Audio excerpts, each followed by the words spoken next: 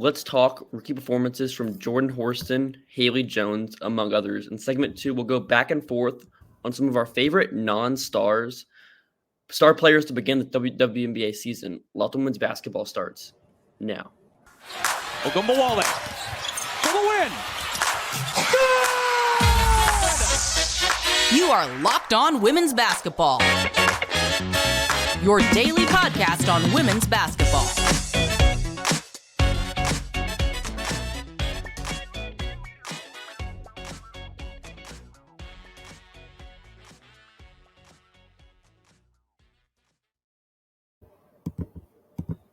Welcome. You are Locked On Women's Basketball. My name is Hunter Cruse. I'm a Saturday host covering the WNBA draft and women's basketball at large. Thanks for making Locked On Women's Basketball your first listen every day. And remember, Locked On Women's Basketball is free and available on all platforms, including YouTube. I'm joined by my co-host, Em Adler. Em is a beat writer for Seattle Storm and heads our written coverage of the WNBA draft at thenexthoops.com. I'm also joined by my co-host, Lincoln. He covers the WNBA draft and contributes to our WNBA rookie scale coverage at The Next. You can follow him at Dovienya _ on Twitter. So among the 4 rookies we're going to talk about today, let's start with Seattle Storm rookie wing Jordan Horston. Through 2 games, the former Tennessee Lady Vol is averaging 4 points on sub 25% shooting from the field. So starting with you, Em, what have you seen from Horston so far this season, good and bad? The process has been mostly good. The results have not. Let's start with the obvious. She's shooting 4 for 18 from the field, which is, roughly speaking, not what you want. As Lincoln pointed out to us just before we started, she has a PER of 2.7. PER, for those who don't know, it's a very bad stat. You should never use it, but it's essentially scaled to points per game. So a PER of 2.7 is equivalent to playing 36 minutes and averaging 2.7 points. That is sub Brianna Turner tier. Her defense has looked quite good. You might see some people complaining about her matchups, but look, like, she's going to play the 3 and the 4 at the pro level. If she's not going to be able to hit a bunch of threes, then she's going to be playing the 4 in Seattle in these 4 out, even 5 out lineups, and she's holding up well. She did a great job for someone in their first career game having to defend A'ja Wilson. She did a good job using physicality and just disrupting her rhythm without fouling too much. She's been about as good as she was at college level, just reading the passing lanes and being able to disrupt offenses. There's a little bit, less defensive playmaking production, but that's mostly just because, first of all, she's getting a feel for the WNBA level. You can't expect someone to come in and do the same things that they did in college, but also, she's running out there a little bit with the starters and a little bit with bench units, and these bench units are, to be frank, kind of terrible. That's kind of the point of Seattle this season, is their bench units are going to be terrible because they're trying to figure out who can and can't be a WNBA level contributor. But it's asking a lot of Horston right now, and, she is doing a lot. This is really similar to what we saw the first couple of years at Tennessee, where didn't have the best surrounding talent, despite where her teammates went in the draft, just not the best surrounding talent. And she's kind of asked to be a lot in terms of generating shots and finishing them. Things are going to come along. The process has been really solid. We've seen a lot more attacking downhill and just getting deeper into the paint than she did at Tennessee when Tamara Key was healthy. So I would say, all things considered, it's positive results. And on Friday, we saw a moment at the end of the first half where Jewel Lloyd was in her ear. Pretty tough for a minute there. And I think that's a super beneficial veteran to have with this Seattle team, and specifically because, moving forward to someone like Ivana Dragic, I want to give it to you, Lincoln. What have you seen from her this season? I think we saw some flashes in the first game against Las Vegas, but she had that really tough finish on Friday, which some intriguing flashes from her as well. Yeah, I think that she's looked passable and like a WNBA player to this point in the season, which is honestly what you want out of someone that you're bringing in, to see what they can do. They're looking for like a point guard of the future, and I don't know if she's looked like that, but she's definitely looked like someone who belongs on a WNBA court. She has some ability off ball. She can throw some good passes. She's looked solid on the ball, and I haven't really noticed her defense too much, which is a bit of good and a bit of bad. It means that she's not been like fantastic, but she hasn't been the worst defender on the floor in any of those lineups either. Which, if you're someone coming into the WNBA for the first time, even if Dragic is a little bit older than a lot of the other rookies out there, she does look like someone who's been playing professional basketball for a longer time. And she's got some things working in her favor. She has, reports vary on her size, but she's around 6 foot, which, for playing the one of the two is real good size there. She's taken some more difficult spot up threes and nailed them. She's passed up a couple more open looks. There was one last night that ended up with a good result for Seattle, but she sort of passed up a semi-open corner three. So just looking for her to get her feet under her with more minutes and just get a rhythm here, I think, is the biggest thing. And I think one thing with her minutes is I think they're going along slowly with Jade Melbourne's development, being one of the youngest players in the league. I'm super interested to see whenever she's going to start getting more run with this tank, because I think as the season goes along, they should give her more run and see what she can do as well on the ball. And then let's talk about Maddie Siegrist as well. It's been iffy for her. I think she's been targeted a little bit on defense. So for you, Em, what have you seen from Maddie Siegrist through her 2 games? Yeah, we were talking about this yesterday. There's some issues with her on the court right now, and I think that mostly speaks to what Dallas needs from her.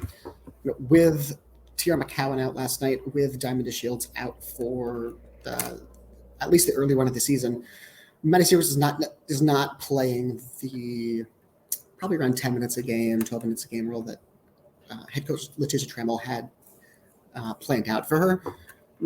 We could see by the preseason usage that the idea was, she would be sort of in the second wave of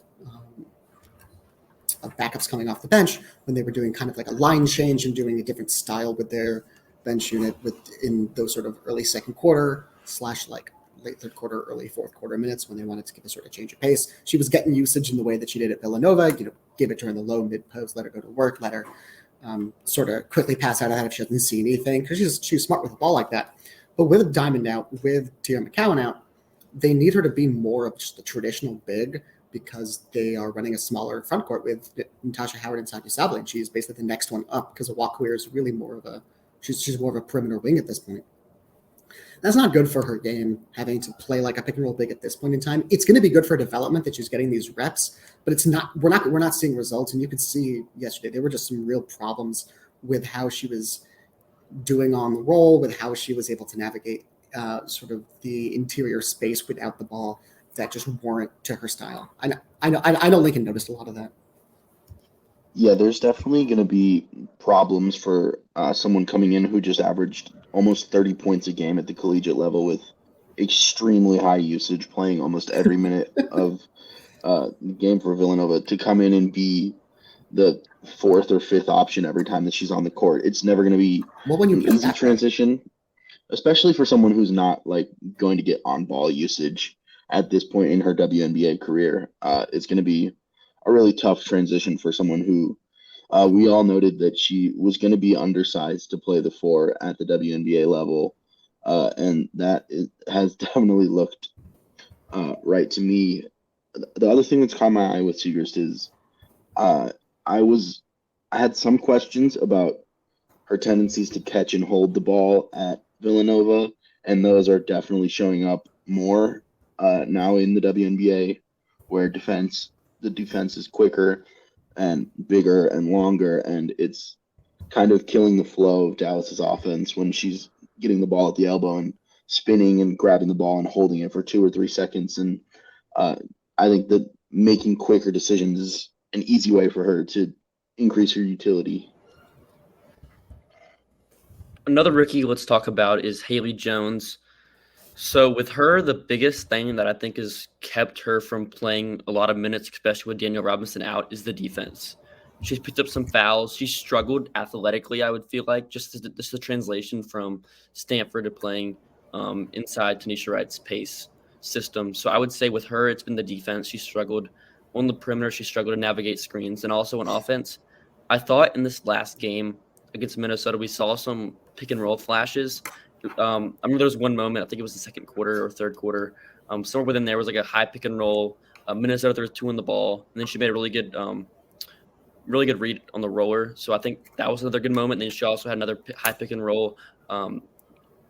Cheyenne Parker reversed the screen. She was able to get downhill, get to a layup. But I think if she doesn't have a screen, her offense in the half court is pretty much non-existent. I don't buy the jumper right now. I think there's a lot of mechanical concerns with the jumper. So I always thought her translation was going to be tough immediately, given how her game was at Stanford, how much her game was predicated on being in transition. But what have y'all seen from her so far? You say the defense is bad, but consider this: the offense is also bad. I mean, that's the issue with Haley Jones at the moment, that you just basically can't play her and also win those minutes, at least not with the ball remotely finding her. You mentioned the layup, and that was a nice thing. That was a nice flash to see, but that was only really encouraging insofar as it was, oh, hey, she's athletic enough to play at this level because she looks competent at this point. Because that was just absolutely horrendous defense by the Lynx. There were 3 help defenders who should have been in her way, and they all sort of pointed at each other and were like, hey, why weren't you in Haley's way? She had some burst there and got downhill, but again, there was nothing really she did there other than say, oh, cool, the lane's open. Let me see what happens.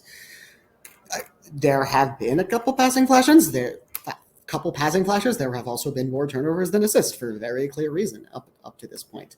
She's not commanding any respect really on either side of the ball. She bit on a Aerial Powers pump fake in the mid-range and got absolutely destroyed to the rim and still gave up an and one, which it is hard to find a more extreme example of perimeter defense in which you are trying to take away a shot that a defense would love for AP to take, and you end up giving up the worst possible play.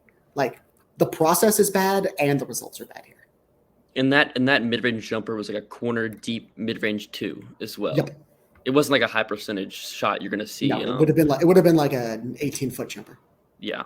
But after the break, one thing that I would say is that these are all really small sample size. Of these 4 players we just talked about, the one that's played the most minutes is Ivana Dragic at 23 minutes total as a WNBA player. So that's just something to keep in mind. Yeah. Yes, so, but just because they're small samples doesn't mean that we can't be extremely overconfident in our analysis of those very small samples.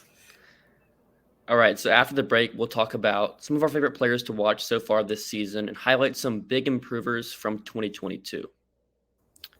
And we're back. I'm your host, Hunter Cruse, and we appreciate you for making Locked On Women's Basketball your first listen every day. So I'm going to throw it to you first, Lincoln. Who are some players you'd like to highlight from your film watching so far this season? Yeah, 2 that have really stood out to me are Satou Sabally in the Dallas Wings and Sutton in Phoenix. Both of them are playing some really good offense right now, and it's not something I really expected from Sutton, who I hadn't really watched very much of. She was a guard at Texas and played a couple games in the Wubble for the Mystics, but coming out of the preseason, I was encouraged by her shot making, and that's continued into the regular season so far. She's played really well for the Mercury. She's provided a huge spark for them coming off the bench. Her shot creation has been really, really important for them in some of those lineups that are lacking spacing and shot creation, especially. And she's just been a huge part of keeping their bench lineups afloat. And then for Satou Sabally, she's been, to me, the Wings' most complete and best player through their first couple games. She's scored the ball well. She's defending. She's flying all over the court. She's making really good passes. She had 11 points, 5 rebounds, and 4 assists at halftime last night, and has just continued to grow. She's been really good in the WNBA when she's been healthy, and she had a really good season with Fenerbahce in Turkey this season overseas, and to see her continue to find her stride and continue to grow as a player has been really awesome to see so far this season. Yeah, I mean, we have seen her, and we talked about this on earlier pods, especially when we did that under that 25 and under draft.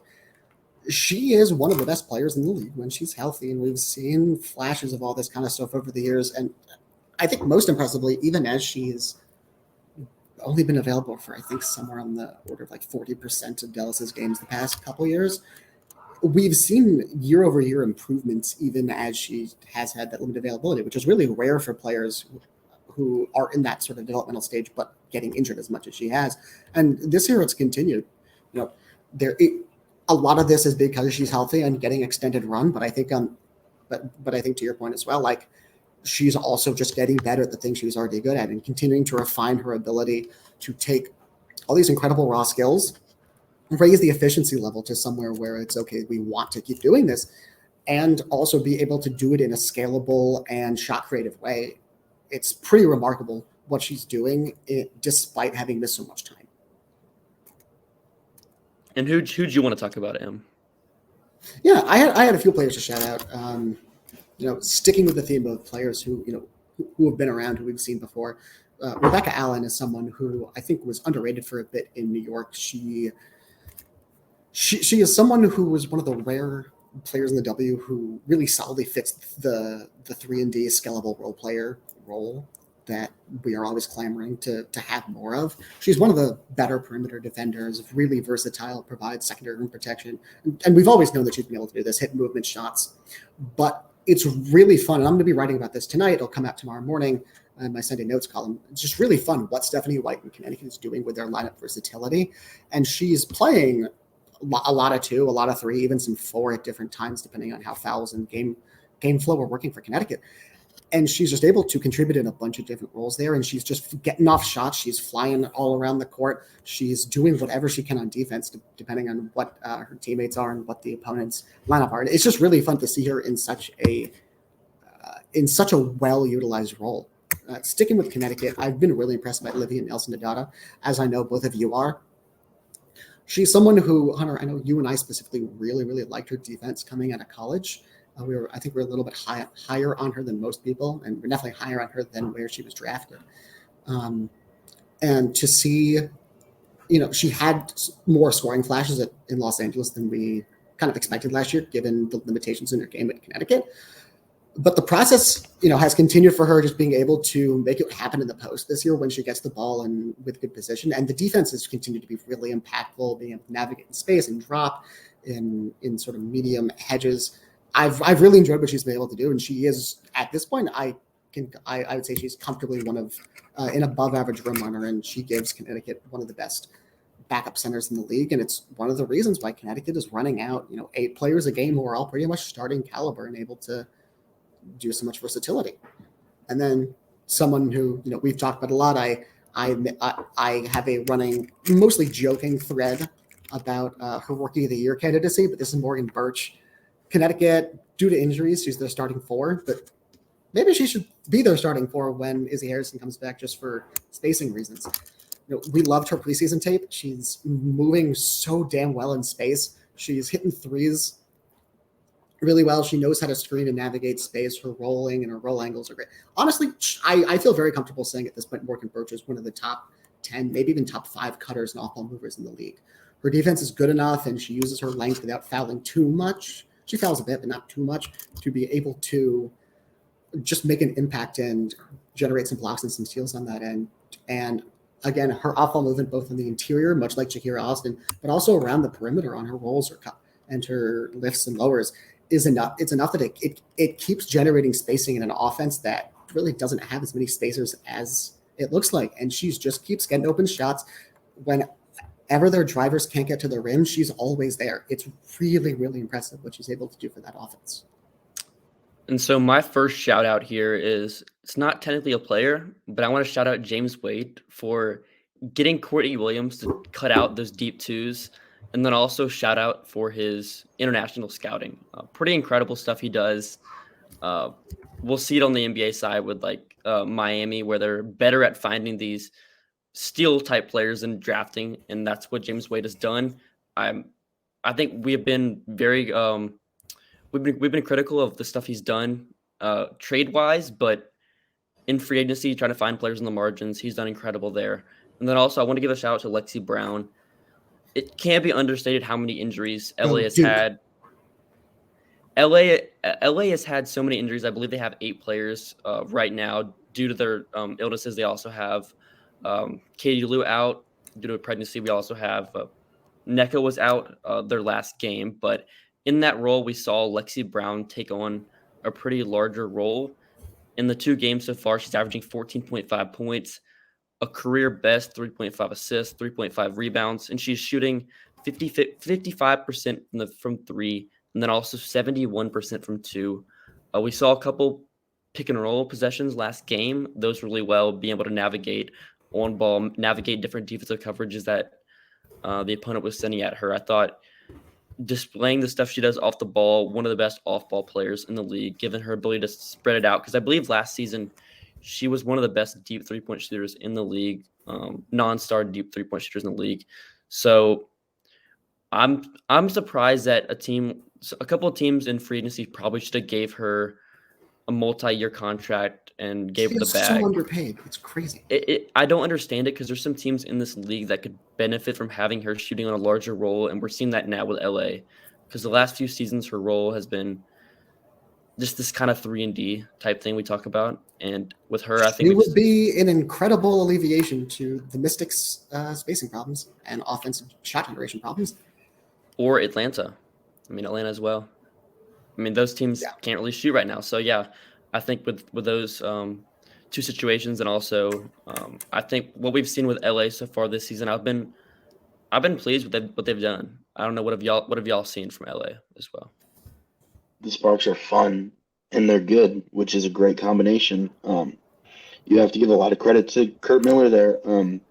He's done a really good job of putting that roster in a place to succeed, putting those players in positions where they're comfortable. And a lot of that has been like putting Lexi Brown in positions to move off the ball, catch the ball on the move and shoot, which is something she's really good at and she's proven that she can do at a high level. And Carly Samuelson has come in on that hardship contract and she has looked like a solid WNBA player. Her shooting has been really valuable for them, and their ability to play so many different types of lineups with their big room has really caught my eye early in the season too. Whether it's Shanae and NECA or it's Hamby, and Azariah Stevens isn't even healthy yet, but that will just give them more options at the 4 and the 5. Yeah, there is there've been a number of changes from how Derek Fisher was running this team, obviously. And, there are some issues that we can take, and we probably will end up taking a couple of weeks when this stuff starts to actually matter in terms of how they've managed the roster at the margins. Joyner Holmes should be the one in the hardship. Carly should be on the rest of the season, and that's going to really matter in a couple of weeks. But at this point, Kurt Miller is playing to win, or he's coaching to win these games. He is coming out with he's come out with different game plans in the first couple of games, offensively and defensively, to try and force their opponents into different stuff. And it has worked wonderfully in both games. He's getting full buy-in from these players. This is what he does. He gets buy-in and he gets players to play hard. I still weep for the fact that we aren't getting this lineup with a healthy Stephanie Talbot, with a Katie Lou Samuelson able to play on the court, because I am truly curious what that would have looked like with this team. But for now, they are as weird it is to say for a team like the Los Angeles Sparks, they're a scrappy team, and it's fun. And shout out Kurt Miller as well for being the best floor-raising coach in the league. Very good at that. But after the break, we'll dive into the Phoenix Mercury. They're 1-2 to start the season. We have some takes, so we'll get into that after the break. All right, so yeah, like I said, the Phoenix Mercury are 1-2 to begin the WNBA season, picking up again a win against the tanking Minnesota Lynx on Friday or on Thursday. In a game where it really looked like they were going to blow it. Right. It really looked like they were going to blow it. I want to give the floor to you, Em. I know you have some takes on just the coaching situation and then also just the general roster construction as well. I mean, there are a number of ways to go with this. I mean, there's the fact that their best player last year, they completely look. Their best player last year, Skylar Diggins-Smith, has throughout her WNBA career has not necessarily made things easier on herself, but she has also played in Dallas and Phoenix, which are possibly the two worst places just to play in terms of the management that you're going to get there. They've taken their best player, Scouting Smith, and they've alienated her to the point where it was remarkable that she was really playing for all that last year before she finally had to go at the end of the season. She's, on the pregnancy. She is currently out because she's pregnant right now. And over the offseason, it seemed like general manager Jim Pittman was counting on her to return at some point this season. That's not going to happen. I'm not giving you any original reporting here. It's not going to happen. She's not going to play for them. They don't deserve to have her play for them. Speaking of things they don't deserve, they don't deserve Brittany Griner at this point. They have built a roster that asks Brittany Griner to score 22 a night, grab 9 boards a night. They need 4 blocks from her a night, or else this team is going to completely suck. They knew full and well that when she was back for the season, they could have built this roster in 8 different ways. They could have spread some money around in different contracts. They could have not brought back Diana Taurasi on a supermax. They probably couldn't have, but they could have threatened something other than doing that, because, she wasn't worth a supermax last year. She wasn't worth a supermax the year before. We knew she wasn't going to be worth a supermax this year. They could have done something other than paying Shea Petty a large sum of money to rehab her Achilles for most of the season. Look, given where Shea Petty is in her most recent update, she said last week she was playing 5-on-5 for the first time. You know what that means? That means that she is still about 2 months away from being able to give actual minutes on a nightly basis. And beyond that, that means that she's probably about 3 months away from actually being able to be a comfortable WNBA player who can do something approaching what she could have done before. And we could have done something other than guaranteeing Michaela Onyenwere, a player who can't really do anything well for her height, over $80,000 next year. We could have done something other than taking the proof of concept last year that Brianna Turner can play a hell of a center with some size around her in a sort of 4-out lineup. We could have something other than that, other than shoving her back at the 4 spot and wondering if everything was going to be the same. There are a number of ways we could have gone on about this, but instead we have this absolute pathetic roster that can't do anything. And we have a head coach who was unqualified to be a head coach last year. She has not shown any proof of being a quality head coach since she still runs a college playbook that she doesn't even know how to manage without calling the same play 3 times in a row because it worked the first time or 2. I don't know what we're doing here. She doesn't know what we're doing here. No one really knows what we're doing here.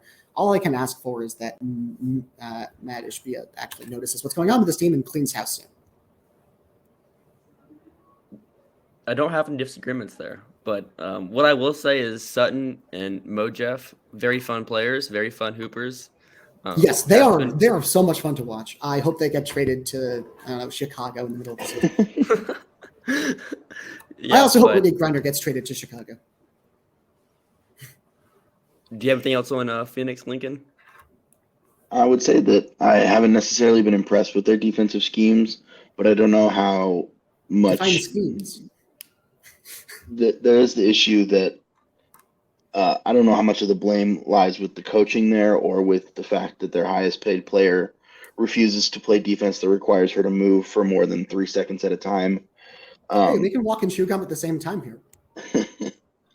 They really struggle with having players who can be even passable on offense and defense at the same time.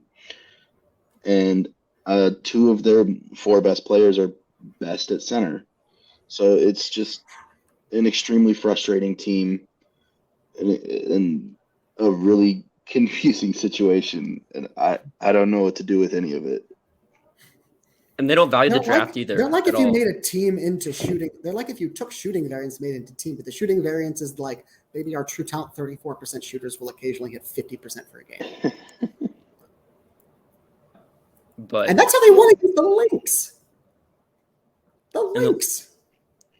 Which are tanking. It helps if you hit 65% of your threes for the first half. Yeah. They needed to do that to fend off the Lynx. But thanks if they have the same front office management in place at this point in time next year, I sincerely hope that they just barely miss the lottery so that we don't have to see any of these good players end up in just that career ender of a player development system. Yeah. Okay, thanks for making Locked On Women's Basketball your first listen today. And I'll make your second listen game to game NBA. Every moment, every top performance, every result. Locked On Game to Game covers every game across the NBA with local analysis that only Locked On can deliver. Follow Game to Game on Locked On NBA, available in the Odyssey app, YouTube, and wherever you get your podcasts.